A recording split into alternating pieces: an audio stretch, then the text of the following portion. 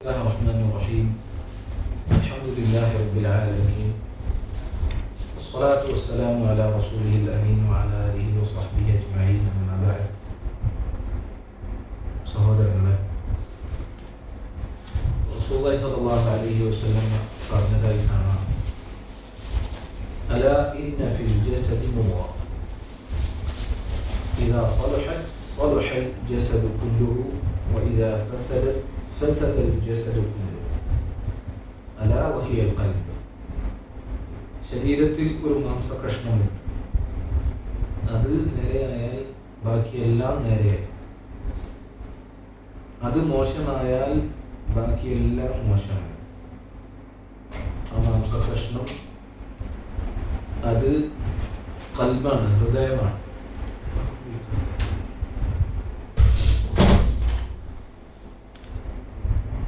അപ്പോൾ ഹൃദയം ശുദ്ധീകരിക്കുക എന്നുള്ളത് ഏറ്റവും പ്രധാനപ്പെട്ട കാര്യമാണ്. ഹൃദയം അത് മോശമായാൽ ബാക്കിയെല്ലാം മോശമാകും. ഹൃദയം അത് ശുദ്ധിയായാൽ ബാക്കിയെല്ലാം ശുദ്ധിയാണ്.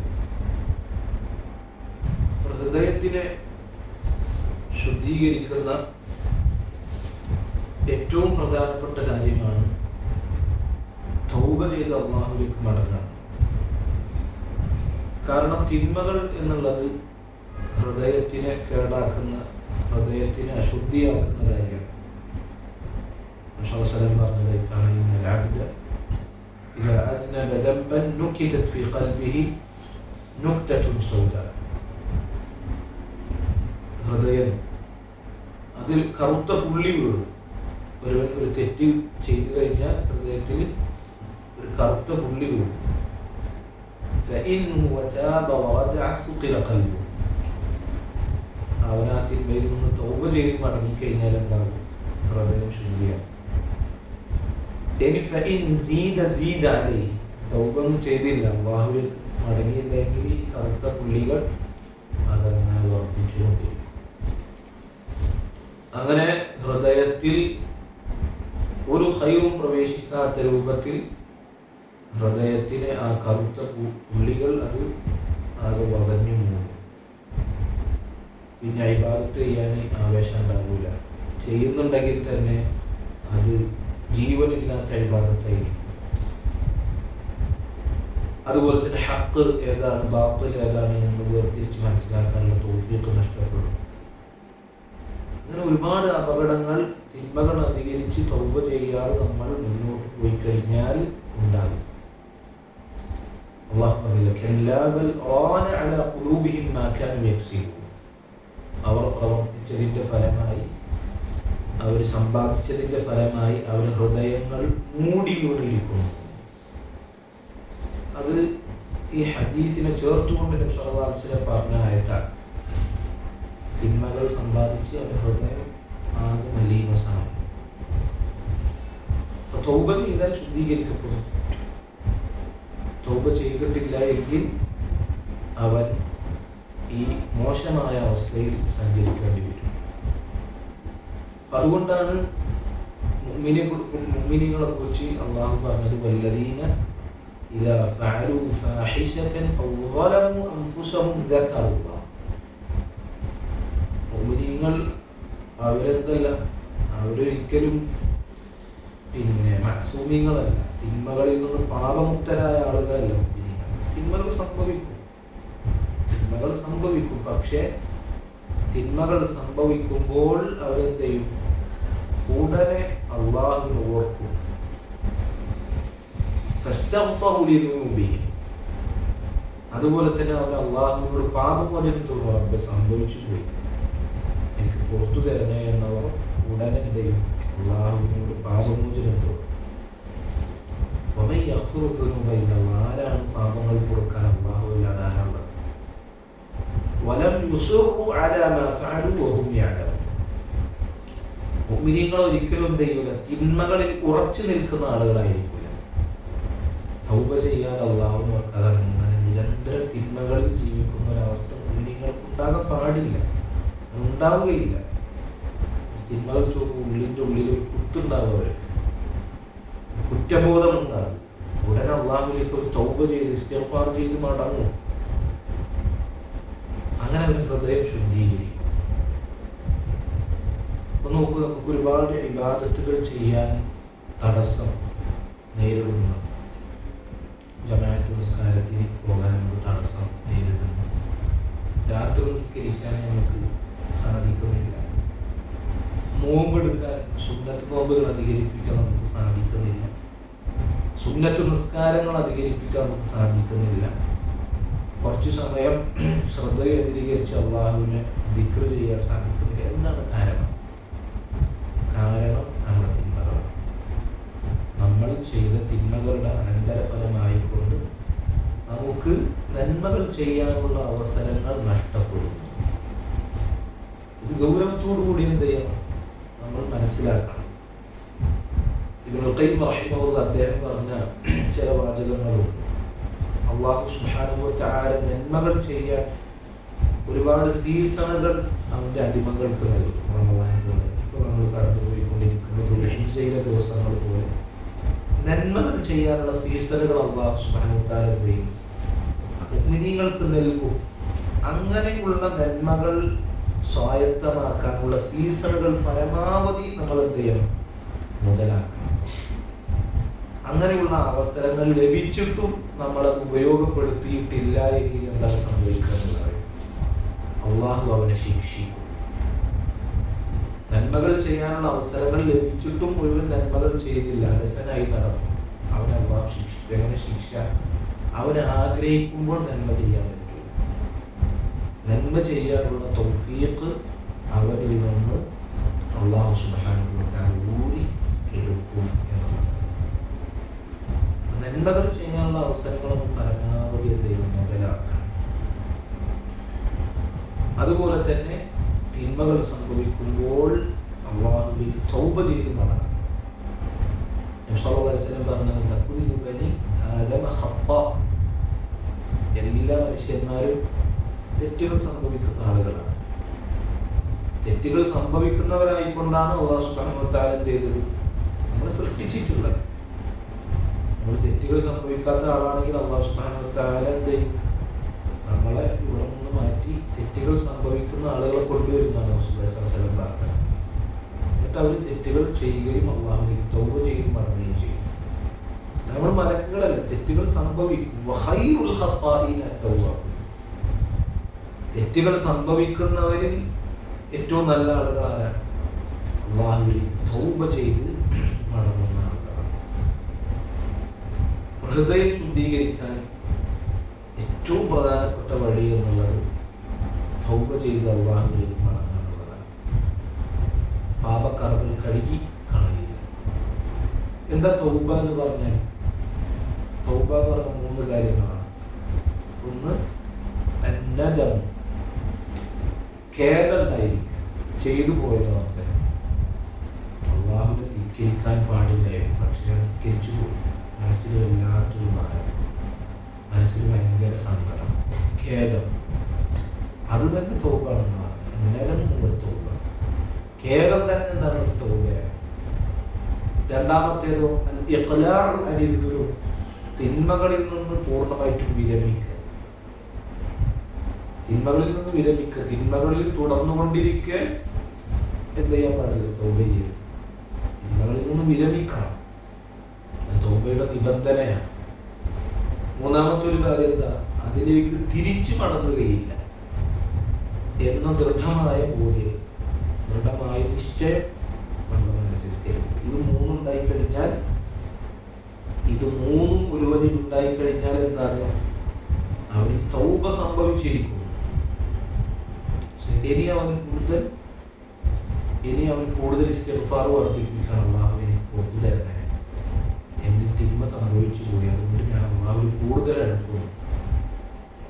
അടുക്കുന്നു, ഒരുപാട് ഇബാദത്തുകൾ വർദ്ധിപ്പിക്കുന്നു. അങ്ങനെ ഉണ്ടായിക്കഴിഞ്ഞാൽ നേട്ടം എന്താണെന്നറിയാം? നമുക്ക് മുൻപ് സംഭവിച്ചു പോയ തിന്മകളെല്ലാം അല്ലാഹു നന്മകളാക്കി ചെയ്യും.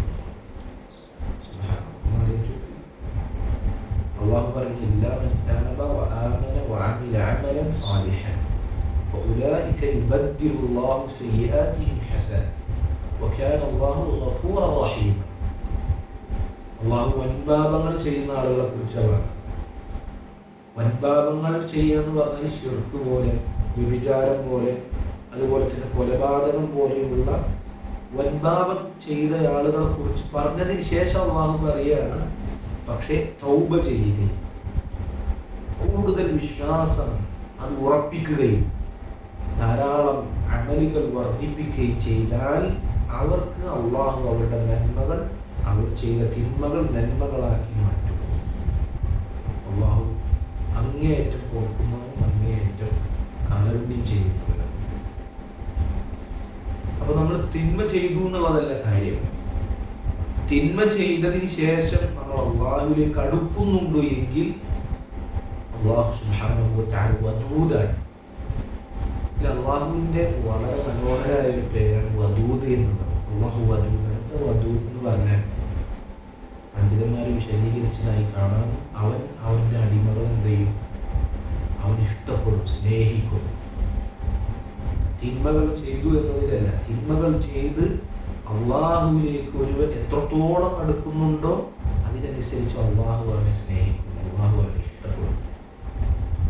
തിന്മ ചെയ്തു അള്ളാഹു എന്നോട് ദേഷ്യപ്പെടും, അള്ളാഹു എന്ന് കൊടുക്കുമോ എന്ന് നമ്മൾ നിരാശപ്പെടേണ്ടതില്ല. നമ്മൾ തിന്മകൾ ചെയ്ത് അള്ളാഹുവിലേക്ക്, തിന്മകൾ ചെയ്യുന്നതിന് മുൻപുള്ള അവസ്ഥയേക്കാൾ കൂടുതൽ അള്ളാഹുവിലേക്ക് അടുക്കുന്ന ഒരു അവസ്ഥയാണ് തിന്മയ്ക്ക് ശേഷമെങ്കിൽ അള്ളാഹു നമ്മൾ കൂടുതൽ ഇഷ്ടപ്പെടും. അതുകൊണ്ട്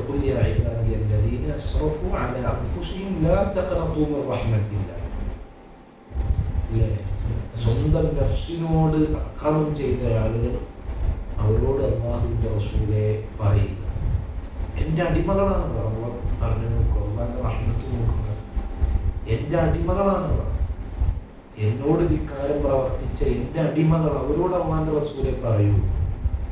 അല്ലാഹുവിന് നമ്മളോടുള്ള സ്നേഹവും നമ്മളോടുള്ള കാരുണ്യം കളിച്ചു.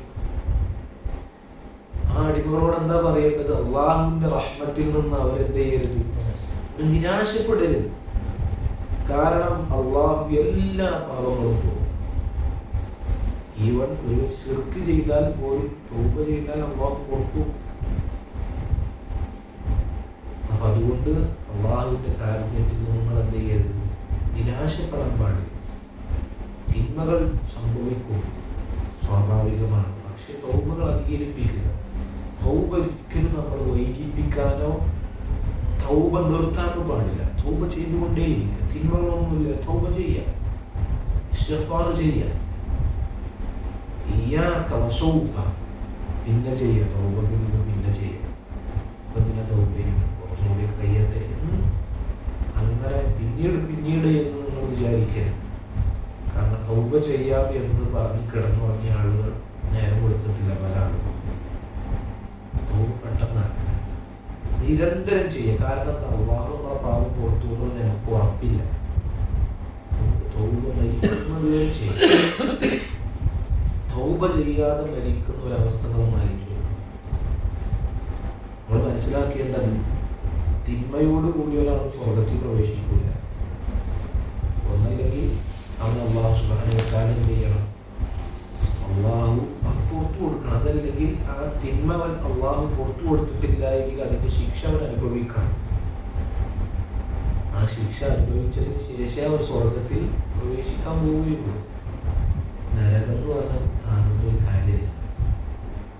നരകത്തിൽ കണക്കാതെ നേരിട്ട് സ്വർഗത്തിൽ പ്രവേശിക്കണമെങ്കിൽ അള്ളാഹുവിന്റെ ഫളലോടുകൂടി അവൻ നമുക്ക് പുറത്തു തരണം. അതല്ലെങ്കിൽ നമ്മൾ തൗബ ചെയ്ത തൗബ അള്ളാഹു സ്വീകരിക്കണം.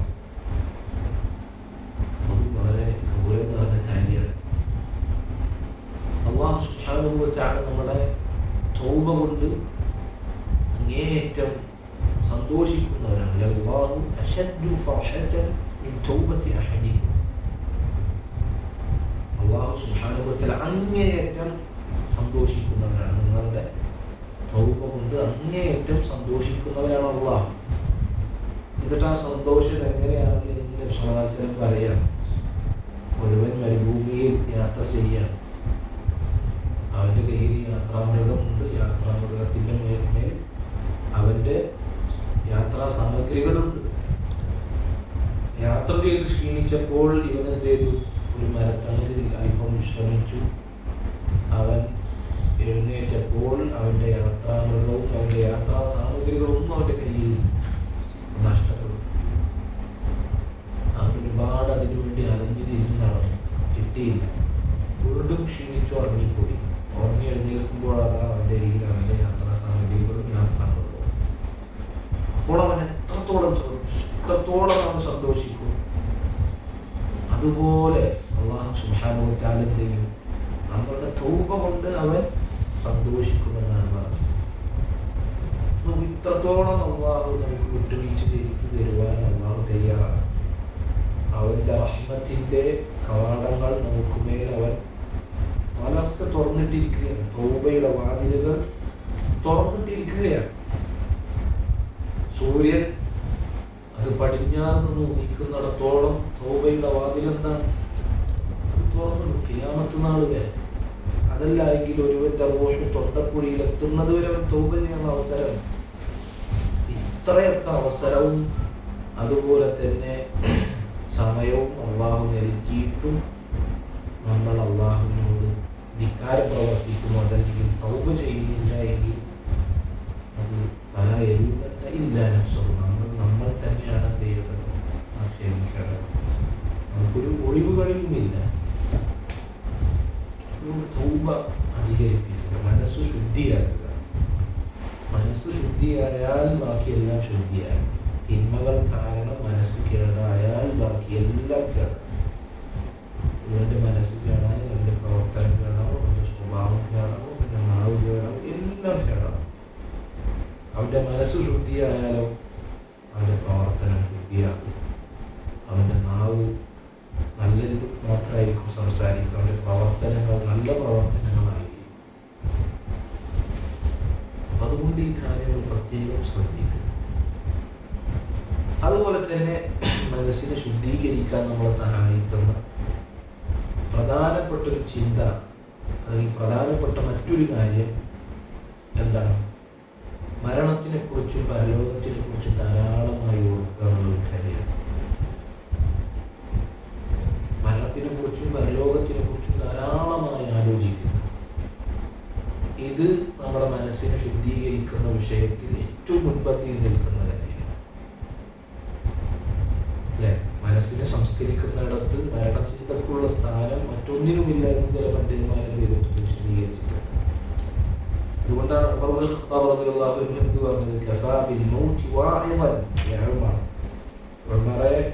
മരണം മതി. ശരിക്കും യഥാർത്ഥത്തിൽ ഉപദേശകനായി മരണം മാത്രം മതി. ഉമർ ഖത്താബ് റളിയല്ലാഹു അൻഹുവിന്റെ ചരിത്രത്തിൽ പറയപ്പെട്ടതായി കാണാം. റളിയല്ലാഹു അൻഹു ഒരാളെ കൂലിക്ക് നിശ്ചയിക്കും. ഇതിനു വേണ്ടി മരണമുണ്ട് എന്ന് ഓർമ്മിപ്പിക്കാൻ വേണ്ടി ഒരാൾ പൈസ കൊടുത്ത് ഒരാളെ കൂലിക്ക് നിർത്തിയാലും ഒരു നഷ്ടവും അതുകൊണ്ടില്ല എന്നതാണ്. മുൻഗാമികളിൽപ്പെട്ട ആളുകൾ അള്ളാഹുവിനെ കുറിച്ച് ഓർമ്മയില്ലാതെ അള്ളാഹുവിനെ ധിക്കരിച്ച് നടക്കുന്ന ആളുകളെ കണ്ടു കഴിഞ്ഞാൽ എന്ത് ചെയ്യുന്നത്? അവരെ കൈ പിടിച്ച് മഖ്ബറയിലേക്ക് കൊണ്ടുപോകും, ഖബർസ്ഥാനിലേക്ക് കൊണ്ടുപോകും. കാരണം ഏതൊരു മനസ്സും കിടുങ്ങിപ്പോകുന്ന കാഴ്ചയാണ് പലപ്പോഴും ഖബർസ്ഥാനുകളിലുള്ളത്.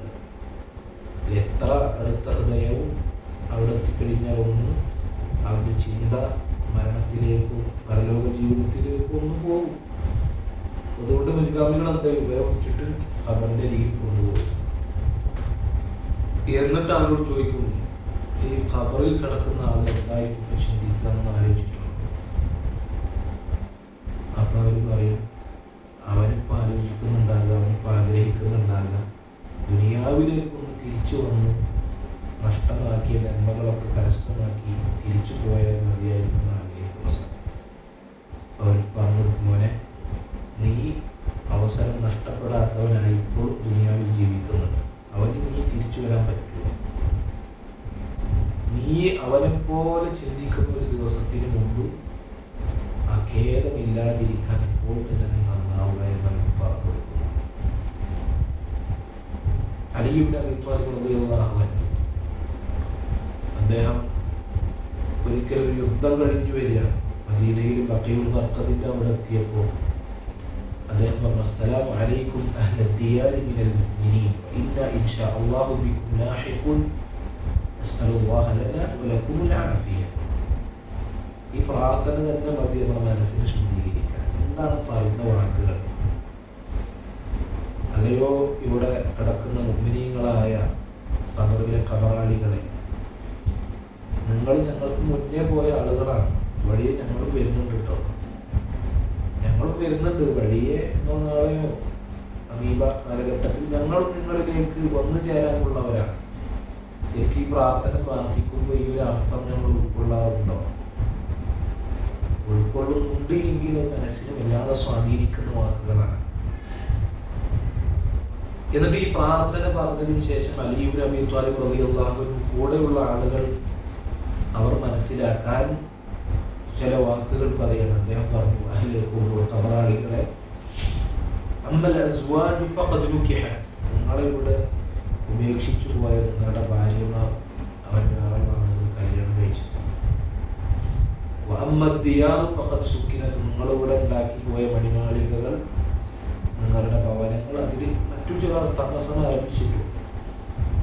വഅമ്മൽ അംവാൽ ഫഖദ് ഖുസിമത്, നിങ്ങൾ വെട്ടിപ്പിടിച്ച നിങ്ങളുടെ സമ്പാദ്യം അത് മറ്റുള്ള ആളുകൾക്ക് വീതം വെച്ച് നൽകപ്പെട്ടിരിക്കും.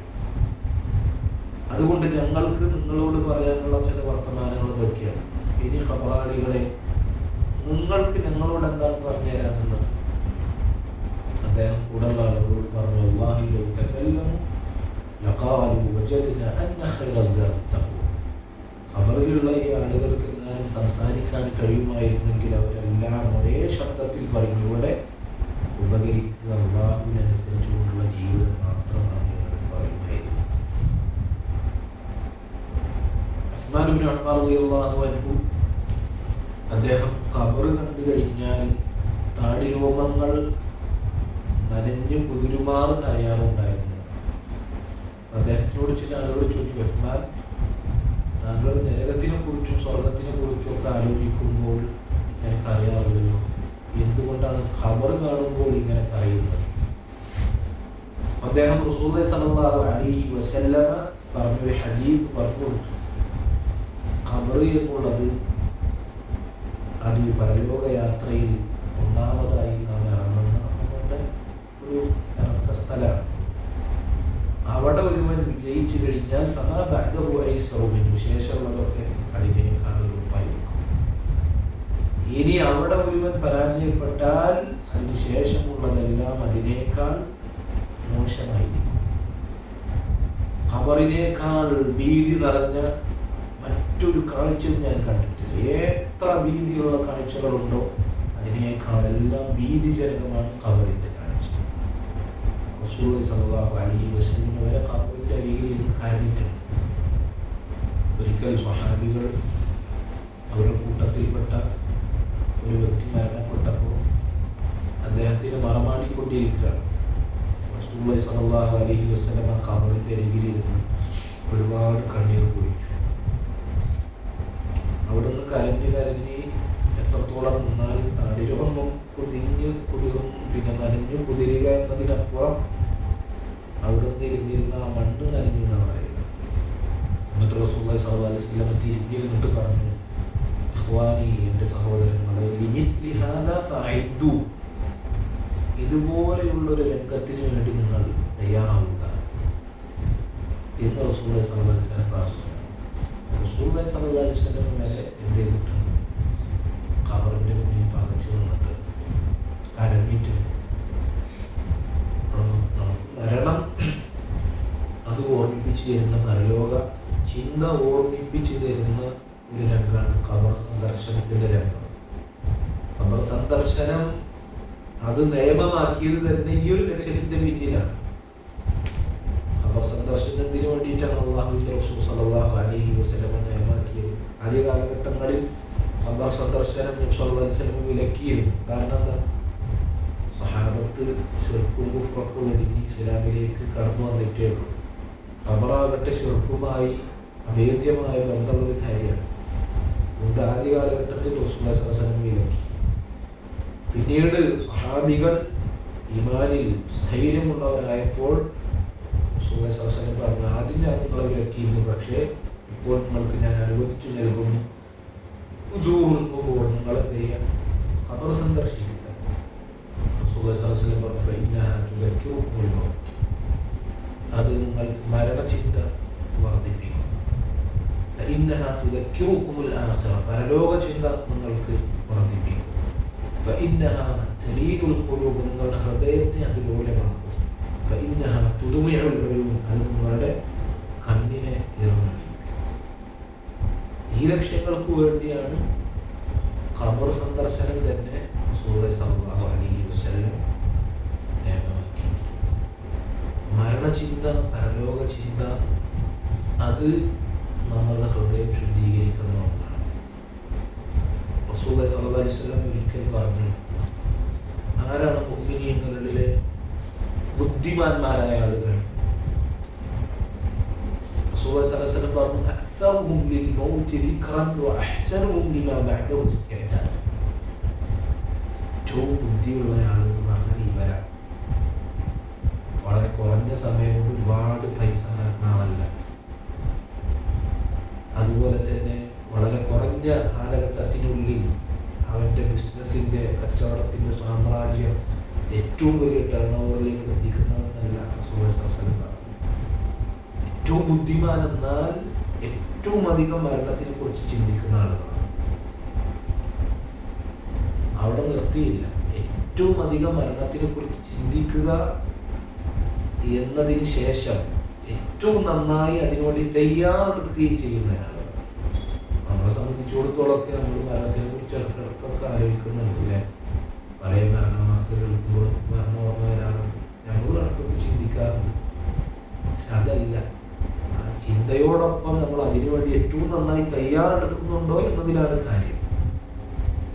അവരാണ് ഏറ്റവും ബുദ്ധിയുള്ള ആളുകൾ എന്ന് സമാധാനം പറയും.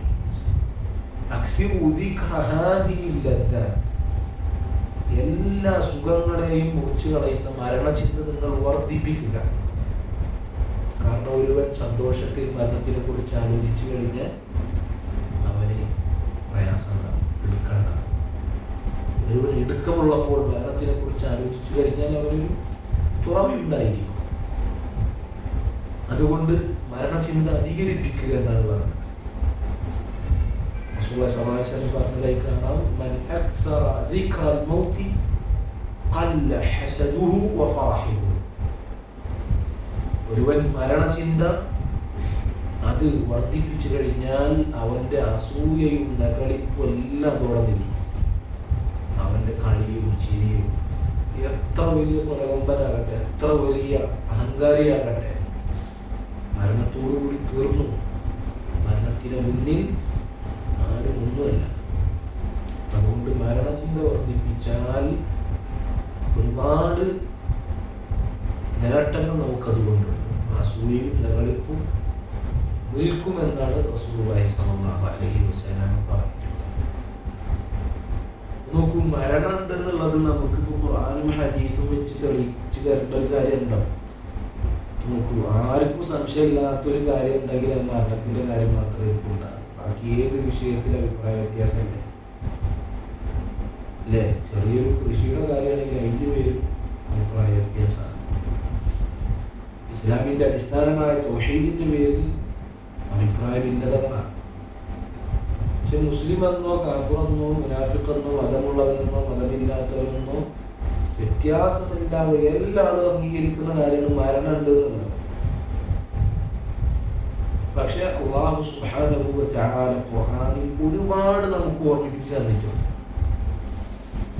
എന്തുകൊണ്ട്? എത്ര ഉറപ്പുള്ള കാര്യവും അള്ളാഹു ഒരുപാട് ഓർമ്മിപ്പിച്ചു തന്നെ എന്തിനു വേണ്ടിയാണ്? അത്രമേൽ ഗൗരവമുണ്ട് എന്ന് നമുക്ക് മനസ്സിലാക്കി തരുന്നതിന് വേണ്ടിയാണ്. ഏത് നേരവും ആ മരണത്തിന് പ്രതീക്ഷിച്ചിരിക്കുന്നതിന് വേണ്ടിയാണ്. മരണത്തിന് പ്രത്യേക വയസ്സോ പ്രത്യേക പ്രായമോ പ്രത്യേക അസുഖമോ ഒന്നുമില്ല. എന്തിനാ അള്ളാഹു മരണത്തിന് അങ്ങനെ നിശ്ചയിച്ചത്? ഏത് നേരവും അതിനെ പ്രതീക്ഷിച്ചിരിക്കുന്നതിന് വേണ്ടിയാണ്. എല്ലാവർക്കും അഭിപ്രായത്താണ്. എല്ലാ ആത്മാക്കളും മനുഷ്യന്മാരെല്ലാവരും മരിക്കും, മരണം ആസ്വദിക്കും. കുല്ലു ബിൽഉൻസ വഇൻ ഖാലത് സലാമതുഹു യൗമൻ അലാ ആലതി ഹദ്മാഅ മഹ്മൂദ്. ഒരു ഉമ്മ പറ്റവരായ ആരൊക്കെയുണ്ടോ അവരൊക്കെ എന്തെങ്കിലും ഒരിക്കലും മയ്യത്ത് കട്ടിലിൽ ചുമക്കപ്പെടും. ഈ ആയത്തിൽ അള്ളാഹു ഖുർആനിൽ 3 തവണ ആവർത്തിച്ച് പറഞ്ഞിട്ടുണ്ട്. ഇനിയും ഒരുപാട് ആയത്ത്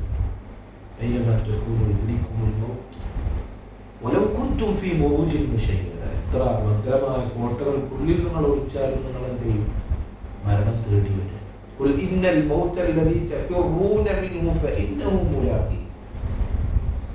നിങ്ങൾ ഓടി ഒളിക്കുന്ന മരണം നിങ്ങളെ കണ്ടുമുട്ടുക തന്നെ ചെയ്യുന്നവരാണ്. ആ പ്രയോഗങ്ങളൊന്നും ആലോചിച്ചു. കണ്ടുമുട്ടുന്നവരാണ്.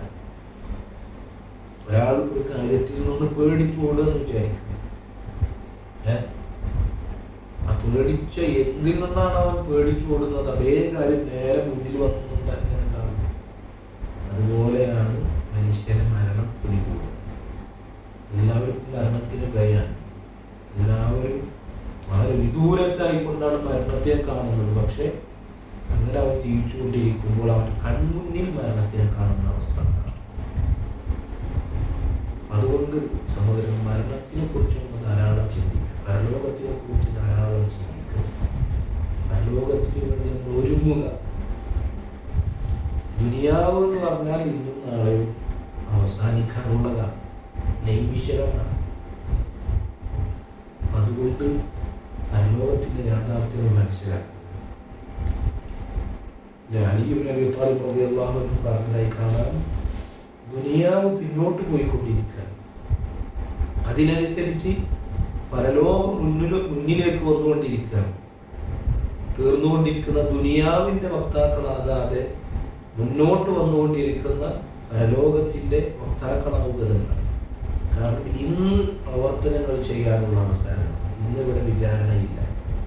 എന്നാൽ നാളെ വിചാരണ മാത്രമാണ്. നാളെ പ്രവർത്തനം ചെയ്യാനുള്ള അവസരം, മരണത്തോടുകൂടി പ്രവർത്തനങ്ങൾ ചെയ്യാനുള്ള അവസരം നഷ്ടപ്പെടും.